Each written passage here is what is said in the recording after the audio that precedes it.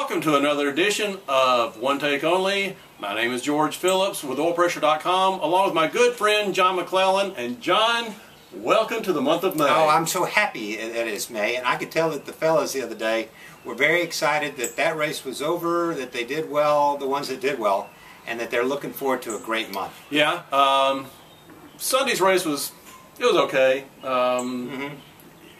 It was, another willpower domination, which that's what he does on road courses. But I'm ready for ovals, and I'm especially ready for the month of May. And thank God it's finally here.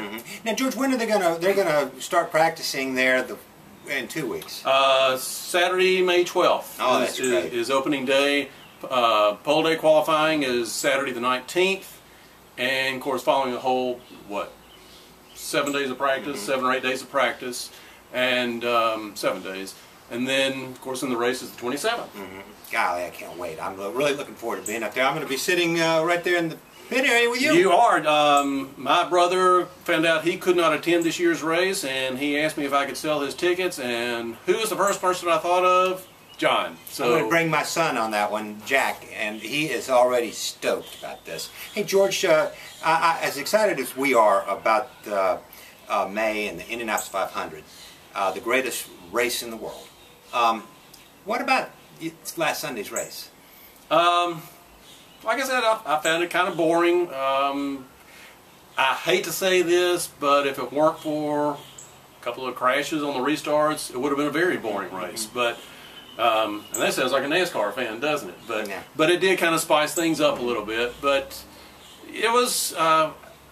I'm glad to have 4 road courses behind us now. That means that we've got 5 ovals still in front of us. But once again, I'm looking forward to May.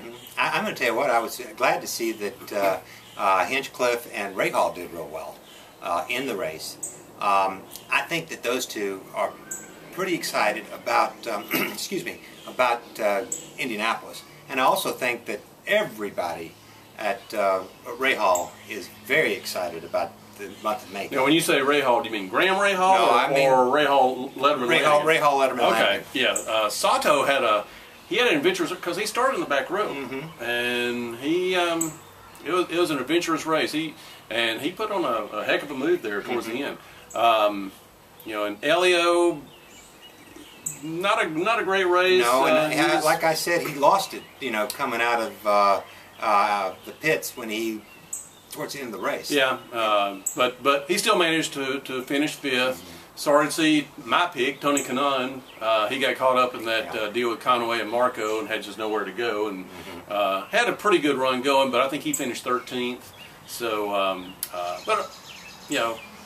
time to look forward. I can't wait. Good. Let's look forward. And by the way, I mentioned John's going with me to Indianapolis, but I have to thank my friend John, because if you didn't know, I've made reference to it on the blog a couple of times, but I'm getting married. And John has the honor. He gave me my very first wedding present to receive, and I don't know, you probably can't see it too well, but these are cocktail glasses, but these aren't just any cocktail glasses. Those are highball glasses, those guys. And highball, cocktail, whatever. But these are vintage. They have the wing and wheel, but underneath it is signed by Tony Holman, and on the back it lists every Indianapolis 500 winner from 1911 through 1964. So these are probably 1965 vintage glasses. And he gave those out at Christmas time to thank all of his friends and sponsors and associates of the Indianapolis Motor Speedway and the Indianapolis 500. And there was a new set every year. Some people got highball glasses, some people got taller cocktail glasses. They also back in the 50s, early 50s, besides Tony Holman, Wilbur Shaw was also, yeah, his signature's on there too. And you'll see that Mary Holman, her signature's on the latter ones. Okay, but these I cherish more because they're so old, and I like these because this. And another thing, didn't even think about this, but if these are vintage 1965, was the year of my first race. Yeah. Okay. So, Going so in. Yeah. So that's even better. So thank you. Well, they also when you put your Coca-Cola or your soft drink or milk in there, or an adult beverage, it's going to make it taste better too. Yeah, it will. I mean, because I've tested it at my place. Oh, I've got a okay, class okay, too. okay.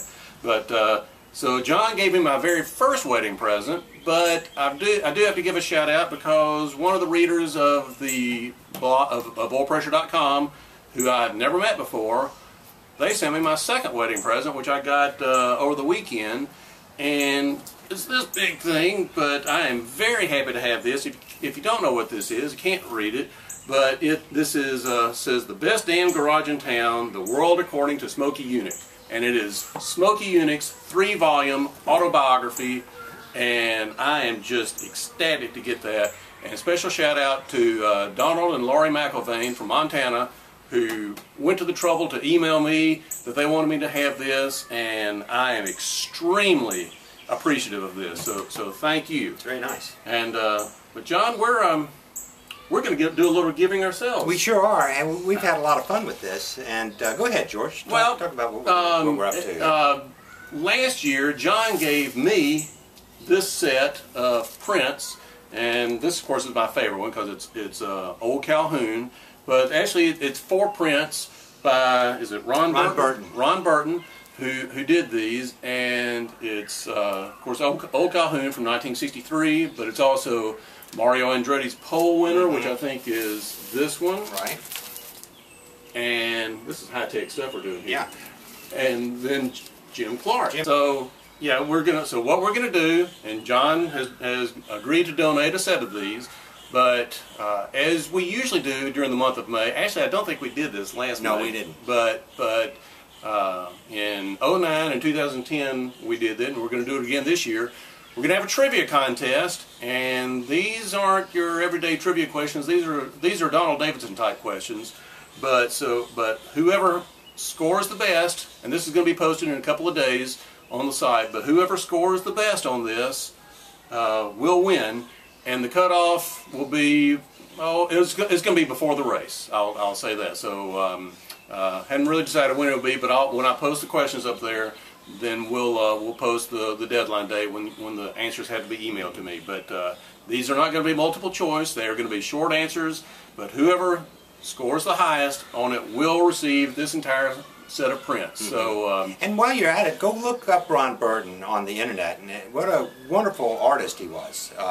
These are really handsome, beautiful in a frame. So I'm really happy and excited for this contest, and I really want to get these things in somebody's hands that will appreciate it. Well, John, I know with the month of May coming up, we got a couple of minutes left, but I know our most recent memory for the month of May is last year. You and I were both there. We didn't sit together. Yeah, actually, no. you had better seats than I did last year, but well, I think our seats this year are just superior. They're good seats, but we're you know, we both have great memories of that race. It was an excellent race. Dan Weldon winning. And of course, I'm sure we'll be celebrating Dan Weldon's life all through the month of May. But tell me what are your best Indy 500 memories from years past? Oh, I tell you what, George, they're all equal. But one really, this morning I was thinking about this, and one really wonderful memory was I was in first grade, and I was getting ready to go to a big fair that was being held at my school up in Indianapolis. And my mother, being the Indianapolis 500 fan that she was, had gone to the track that morning. And I had gone to school. And I guess she was killing time before she had to come back and pick us up at school. But when she came over to pick us up, she had these 2 Indianapolis 500 t-shirts, one for my twin brother and one for me. Okay. And of course we put them on immediately, and you know, that's a great memory for me, is that she went to the track that morning and brought my brother and I back a souvenir for the shirt. I think that one other memory was talking to Mario Andretti after he'd won the pole in '65. Another one was seeing Silent Sam, 66, I'm sorry. Silent Sam coming out in the Whooshmobile coming out in '67. That's pretty one awesome. That's one of mine. My two, well, I've got several, but the two that stand out the most, obviously my very first race in '65. I know you got me beat by a year. You were '64, but I was there in '65. Beautiful day, and just seeing those cars come around. We sat in Stan Jake's, so we're on the outside of Turn 4. Seeing those cars come around to take the green flag, I remember that sight like it was yesterday.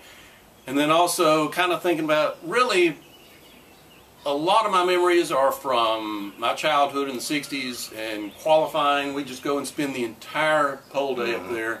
And when Silent Sam came out, when they wheeled them out through the Gasoline Alley tunnel, there, and seeing that day glow orange and that odd shape, I remember that like it was yesterday. So I fell in love with that car. But I think, like most people that grew up with the Indy 500, my most vivid and most precious memories are from my childhood, and I think that's pretty common to most people. I'm looking forward to making memories with me and my son this next May, and you'll be in those memories for my son. Good. Hey, but getting back though, you got any favorites you're looking at right now for the 500? Who's going to be good? What do you think? I think you know, the logic has it that the Hondas are going to excel at Indianapolis. You know, looking at Sunday's race, you know, Chevys look pretty powerful coming down that long straightaway in Brazil, but